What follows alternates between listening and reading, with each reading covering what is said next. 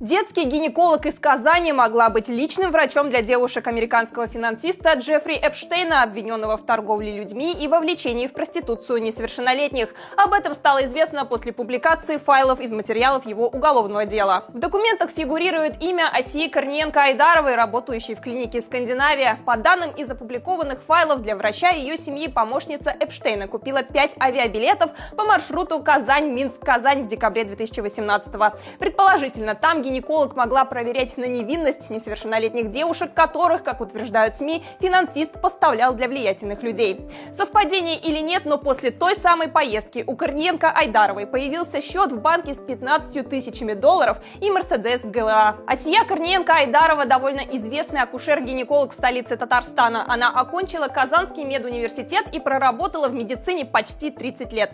Отзывы на сайте про докторов у гинеколога в основном положительные, лишь в 2 случаях пациентки остались недовольны навязанными исследованиями, неправильным лечением и поверхностным осмотром. После появления в сети файлов Эпштейна с сайта Скандинавии внезапно пропал график работы Корниенко-Айдаровой, в то время как у всех ее коллег расписание на месте. Никому из журналистов, в том числе нашей редакции, связаться с женщиной не удалось, вероятно, номер также был сменен. По всей видимости, к такой славе врач была не готова, но оказалась готова к богатой жизни, которую ей обеспечили влиятельные люди, торгующие несовершеннолетними.